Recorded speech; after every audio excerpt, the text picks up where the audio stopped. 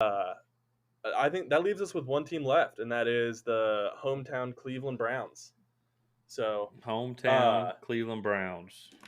I'm really interested to hear your take on the Browns. I know we've kind of talked a little bit about them already in their draft review. We even did a season preview already for the Browns just because we wanted to talk about their Jadeveon Clowney signing. But Yep. that did not get posted because we ended up losing the file. So uh, I'll let you go ahead and give us the rundown for the Cleveland Browns in 2021. I'll start out. Jadeveon Clowney is going to have 10 sacks this year. I'll start Really? out with that. Yeah. So that's going to be a Okay. very hot take. Very curious what people are going to say about that.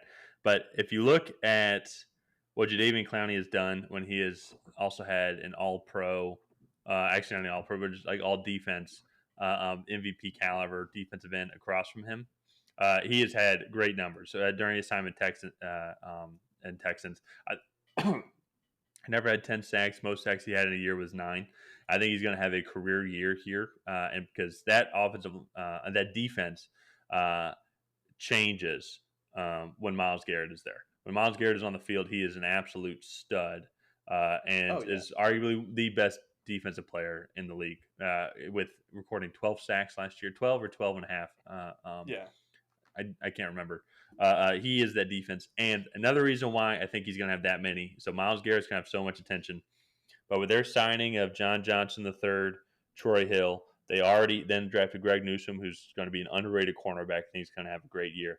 And then Denzel Ward is their number one cornerback, right? Yeah. Yeah. Yeah, yeah. Though, I mean, that is such a solid secondary.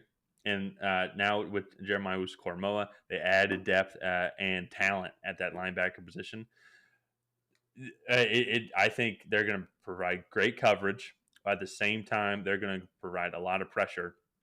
And I think Jadeveon Clowney, I know I'm only talking about him because we know what all the other guys can do. But Jadeveon Clowney's kind of been underwhelming, recording 0 sacks with Tennessee. Hmm. I think he can have a double digit sack total this year. Yeah. Yeah. No. And yeah, I'm gonna save my bold prediction for the Browns defense for our bold predictions episodes I that like we're it. gonna do. But I mean, on paper, the Browns are the best football team in the NFL.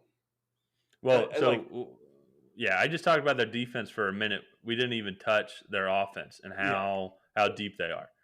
So Odell Beckham's still on contract. They have Jarvis Landry. Hmm. They drafted Anthony Schwartz from Auburn, and then they still have who was the guy that they drafted from Michigan Rashad Higgins, you're talking about? last year? No, no, Uh, no. oh, I forget. He well, was a rookie. He made a really big catch. Donovan Peoples-Jones, oh yeah, yeah, yeah, yeah, yeah. who's just another threat. They also have Austin Hooper and David Njoku at the tight end position. Hmm.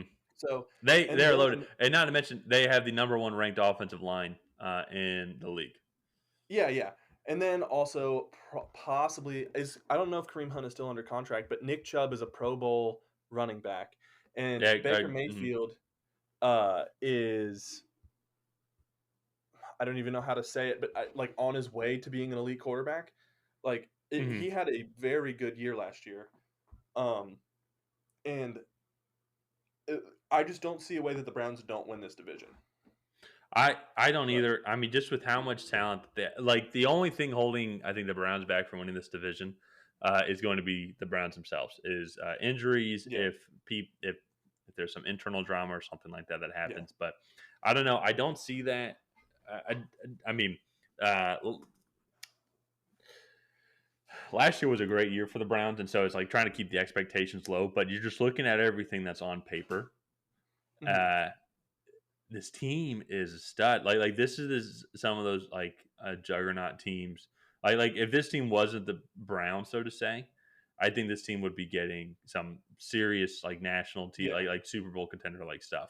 yeah, Coverage and some predictions. I think I have seen some of that stuff but we're just not used to saying this about the Browns, just the Browns yeah, yeah. specifically. No, And it does definitely. like the Browns on the name has nothing to do with it really. It's just the connotation hmm that kind of comes by it.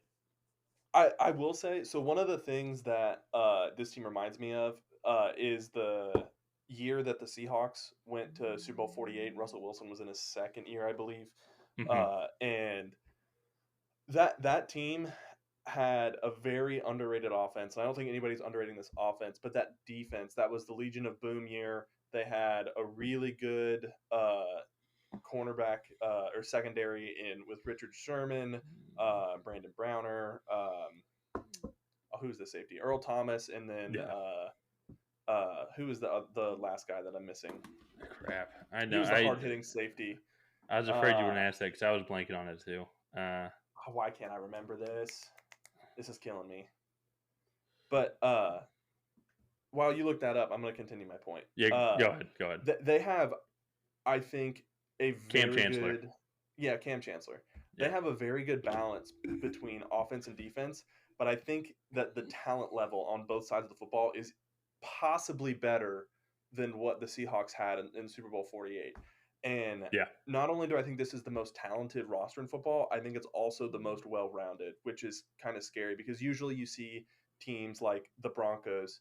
So the Broncos had a really good defense at the end of Peyton Manning's tenure there, but when he Yeah. was there in the beginning, their offense is what was really crazy. I mean, he threw for what 52, 51, 52 touchdowns that season, and Is he this I think he only the Broncos? You said. yeah the Broncos. Yeah. When he was. Oh yeah. Yeah. He just went off. Yeah. Yeah, yeah, and Hmm. he only played in 13 fourth quarters that year. Hmm. That's And insane. so yeah, no, it is. And so it's just one of those things where I'm trying to kind of keep calm about it, like you said, but on paper, it's just ridiculous how good this team is. So, The yeah, and even then we're talking about well-roundedness. It's like and we've already listed off all the star players, but their offense is so well balanced with how they mhm. can rotate Kareem Hunt and Nick Chubb in there. Last year, Nick Chubb was 1,000 yard rusher with 12 touchdowns. He was almost 1,000 yard receiver with 850 and 6 touchdowns. Um, oh no, sorry, my bad. Nick Chubb just had 1,000 yards rushing. Kareem Hunt was almost 1,000 yard rusher with 6 touchdowns, and he had 300 yards receiving with 5 touchdowns. So you have Yeah, that dual threat capability. Well, the dual tandem between those two, and then when Kareem Hunt's in, you have him as a dual threat who can go out for passes as well. But then, like, they don't need 1,000 yard receiver because they Baker have Mayfield's got so many six. other guys that he can throw it to. Like they're Yeah, I was gonna say that so deep. they have Yeah, six 800-yard receivers, which is yeah. just unheard of. So the one question mark for me, um, and I still think Jadeveon Clowney is going to get 10 sacks, but the one question mark for me though is actually going to be the defensive tackles, the interior of the line. Hmm. They did lose Sheldon Richardson and also Larry Ogunjobi as well, which combined for 7 sacks on the team. But also, Hmm. they were some of the solid run defense as well for those guys. They did draft Tomi Togia from Ohio State that could come in there and kind of replace some of that production. But so And they that's just also gonna be signed Malik Jackson, a defensive tackle, as well. okay. Yeah. Where did he come from again? I think the Jets. The Jets. Okay. All right. Yeah. So there's some replacement there. So that's the only question mark. That being said, though, I think one of the reasons though, like they lost Oliver Vernon, and between Oliver Vernon, Sheldon Richardson, and Larry Ogunjobi, the other three defensive linemen had 16 sacks, and I think we could see similar production from whichever three defensive linemen are playing. It's going to be Jadeveon Clowney, possibly Tomi Togia, and Malik Jackson because Myles Garrett is just so dominant. Yeah. You need to have like 4, sometimes 5 hands on the guy, just to Yeah. slow him Yeah. down, and that's going to create opportunities for the other defensive linemen. Yeah. And also, too, they signed defensive end Tack McKinley. And I think that's only Yep. just going to add to that defensive depth and allow those guys to rotate Well, even more. So, Dak McKinley's going to be like the new Adrian Claiborne. He's going to be purely a pass rush kind of guy. That's what he is. As yeah. a Falcons fan here, he was our first round pick in 2017. Obviously, didn't pan out. but he still has some potential. But he's almost going to be purely pass rush. Yeah. Jadeveon Clowney is going to help out with the run defense as well. But I think if he stays on the field for the pass defense as well, that's where he's going to see his sack production increase. Yeah, no, definitely. And so my record prediction for the Browns is actually 14-3. So the Browns have the easiest schedule in this division. Yep. And I think they have by far the best roster, as we've already said. So I think 14-3, winning the division, and I want to say they're the number 2 seed, uh, or number Oh, 3 seed going into the playoffs. and your predictor? So yeah, my predictor.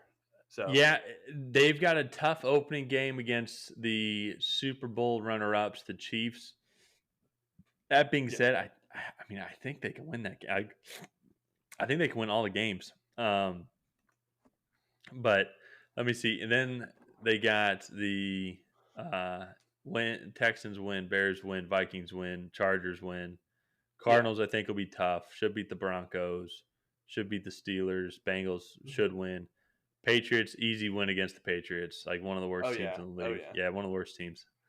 Uh, like it's like one of those like every team that they played against that didn't make the playoffs. That's a win.